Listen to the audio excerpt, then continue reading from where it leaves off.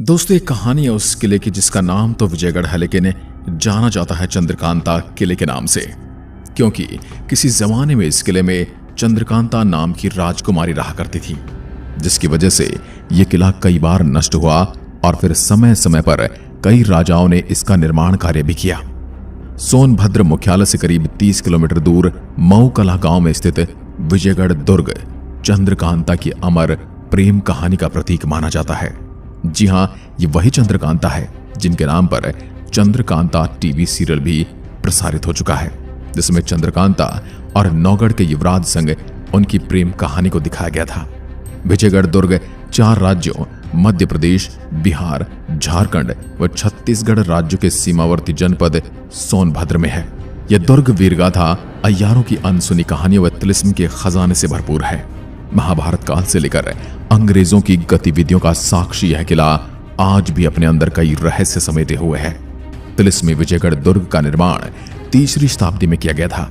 4वीं से 6वीं शताब्दी तक यहाँ गुप्त वंश का राज रहा और उसके बाद गुर्जर प्रतिहार वंश ने यहाँ राज किया। सन 1040 में इस किले को दोबारा जादौन के शासक विजयपाल ने करवाया। अकबर के समय में विजयगढ़ का किला मुगल वंश के नियंत्रण में था। बाद में काशी नरेश ने इस पर अपना अधिकार जमा लिया था।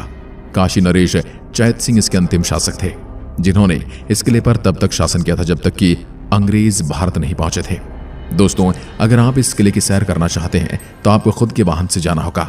वाराणसी से करीब 125 किलोमीटर दूर मौजूद इस किले तक पहुंचने के लिए आपको पब्लिक ट्रांसपोर्ट नहीं मिलेगा। आपको अपने निजी वाहन से जाना होगा या फिर किराए का कोई वाहन करना होगा। इसके आसपास पूरा जंगल है और इस किले तक पहुंचने के लिए 400 फीट की कड़ी चढ़ाई भी चढ़नी पड़ती है। विजयगढ़ किले में कई पुराने मंदिर और लाल पत्थर के खंभे हैं, जिनमें समुद्रगुप्त और विष्णुवर्धन के शिलालेख हैं। किला अपने शिलालेखों, गुप्त चित्रों, गुफा चित्रों, कई मूर्तियों और अपने 12मासी तालाबों के लिए प्रसिद्ध है। किले के परिसर में अंदर 4 तालाब हैं जो कभी नहीं सूखते। विजयगढ़ का आधा से अधिक क्षेत्र कैमूर रेंज की खड़ी और बीहड़ पहाड़ियों से ढका है।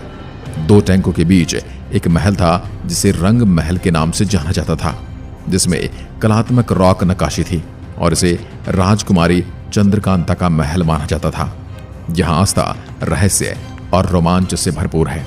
गंगा जमुनी तहजीब का प्रत्यक्ष प्रमाण यहाँ देखने को मिल सकता है। किले के अंदर मौजूद एक गुफा नौगढ़ और चुनार तक जाती है। कहा जाता है कि इन गुफाओं के अंदर तिलिस्मी खजाना छुपा हुआ है। लोगों की आस्था से भी इस किले की पहचान होती है। यहाँ मौजूद राम सागर तालाब की गहराई का कोई अंदाजा नहीं लगा सका। चाहे जितनी भी गर्मी रही हो, तालाब का पानी कभी नहीं सूखा है। कावड़ के वक्त कावड़िए इसी सागर से जल भरकर शिव जी का जलाभिषेक करने जाते हैं। अप्रैल के महीने में यहाँ मेले का आयोजन किया जाता है। तकरीबन 400 फीट ऊंचे पहाड़ पर हरियाली की गोद में स्थित ये रहस्यमय किला अपनी आसमानी ऊंचाई से यहाँ आने वालों का रोमांच स्वतः ही बढ़ा देता है। मऊ गांव में बने इस किले तक सड़क के अलावा सीढ़ीनुमा रास्तों से भी होकर पैदल जाया जा सकता है। ये महात्मा बुद्ध से जुड़े कुछ दुर्लभ अवशेष भी यहाँ देखने को मिलते हैं। किले में प्रवेश करते ही सामने एक विशाल मैदान है। इस किले में एक गणेश भगवान का मंदिर भी बना हुआ है और आपको जानकर हैरानी होगी कि इस किले में अलग अलग धर्मों के लोग रहते आए हैं। किले के बाहर मेन गेट के पास एक दरगाह है जो कि हजरत मीरा बाबा शाह के नाम से प्रसिद्ध है। यहाँ दूर दूर से लोग चादर चढ़ाने आते हैं, जो कि आपको मूलतः हर किले के बाहर मिल ही जाएगी। दोस्तों, विजयगढ़ की राजकुमारी की प्रेम कहानी भी काफी ज्यादा मशहूर है, जिन्हें नौगढ़ के राजकुमार कुंवर प्रेम से प्रेम था और इन दोनों की प्रेम कहानी काफी ज्यादा प्रसिद्ध है। विजयगढ़ के राजदरबार में शामिल क्रूर सिंह की बुरी नजर चंद्रकांता पर थी और वह उनसे विवाह करके विजयगढ़ की गद्दी पर बैठना चाहता था, लेकिन अब उसको अपने इस मकसद में कामयाबी नहीं मिल पाई तो वह विजयगढ़ छोड़कर चला गया और चुनारगढ़ पहुंच गया। क्रूर सिंह ने चुनारगढ़ के राजा शिवदत्त के साथ मित्रता कर ली। उसके बाद उसने राजा को बताया कि वह किसी भी सूरत में विजयगढ़ की रानी चंद्रकांता को हासिल करना चाहता है। क्रूर सिंह के कहने पर शिवदत्त ने चंद्रकांता को पकड़ लिया और जब चंद्रकांता ने वहां से भागना चाहा तो उन्हें एक तिलिस्म में कैद कर दिया। जिसके बाद नौगढ़ के राजा कुंवर वीरेंद्र सिंह ने अय्यारों की सहायता के साथ शिवदत्त से युद्ध किया और उन्हें चंद्रकांता को मुक्त करवाया था। अगर आप विजयगढ़ में वर्तमान समय में रानी चंद्रकांता के महल को देखते हैं तो यहाँ आपको पत्थर और झाड़ियों के अलावा और कुछ दिखाई देने वाला नहीं है, जिसके हालात बहुत खराब हो चुके हैं। हालांकि आप यहाँ कई जगह पर खूबसूरत से बनाए गए आर्ट्स डिजाइन को देख सकते हैं। वहीं इसमें फूलों की नक्काशी भी की गई है। साथ ही महल की दीवारों में कुछ खाने बने हुए हैं, जिसमें या तो कुछ चीजें रखी जाती होंगी या फिर इन्हें दीपक रखने के लिए बनाया गया होगा। आज इस महल की हालात इतनी खराब हो गई है कि पेड़ों की जड़ें भी इसकी दीवारों में घुस गई हैं। महल के चारों तरफ गेट हैं जिस पर सुंदर कलाकृतियां दिखाई देती हैं। इसके नीचे टूटे हुए हिस्से को देखकर यह अंदाजा लगाया जा सकता है कि या तो ये युद्ध के दौरान टूट गए होंगे या फिर कुछ इसकी देखरेख न करने की वजह से अपने आप टूट गए होंगे। चंद्रकांता के महल के अलावा यहाँ बारादरी भी है जो पूरी तरह खंडहर में तब्दील हो चुकी है। यहाँ से कक्ष भी बने हुए हैं जिन्हें राजा महाराजा के समय में इस्तेमाल में लाया जाता था। किले के मुख्य द्वार के साथ ही कचहरी है जहां आपको दोनों साइड पिलर नजर आने वाले हैं। दोस्तों, किसी जमाने में एक कचहरी हुआ करती थी जहां राजा महाराजा आम जनता की बातें सुनकर उनके साथ न्याय किया करते थे, यानी यहां ही जनता के साथ राजा की बैठक होती थी।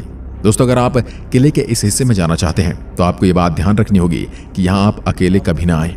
और हाँ, दिन के समय में भी आप यहाँ घूम सकते हैं। रात के समय में अगर आप यहाँ आए तो आपको दूर दूर तक यहाँ कोई भी इंसान नजर नहीं आने वाला है। वैसे इस किले की खासियत है इसकी गुफाएं भी हैं जिनके जरिए नौगढ़ और चुनारगढ़ किले तक पहुंच सकते हैं। हालांकि इन गुफाओं तक जाने का रास्ता भी काफी खतरनाक है और कहते कि इन गुफाओं का रास्ता केवल तिलिस्म से खुलता है और सारा खजाना भी इन्हीं गुफाओं में छिपा है।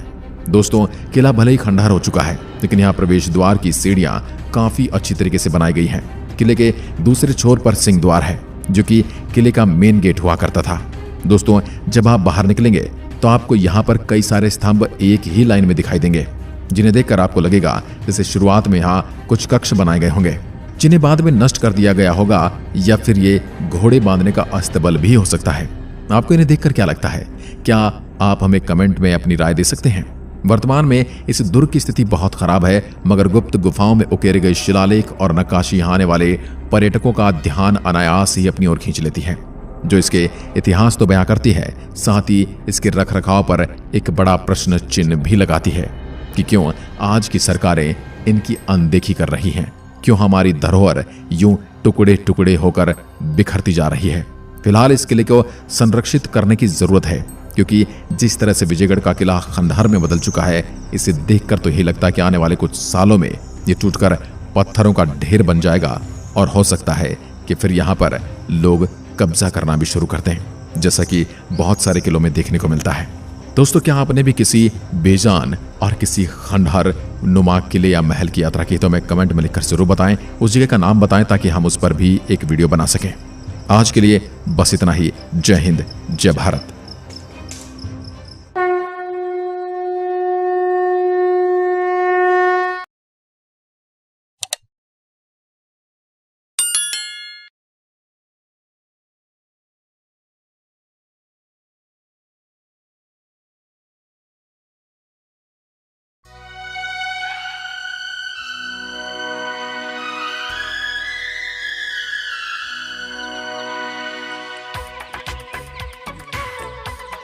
वीडियो शूटिंग करी थी ना।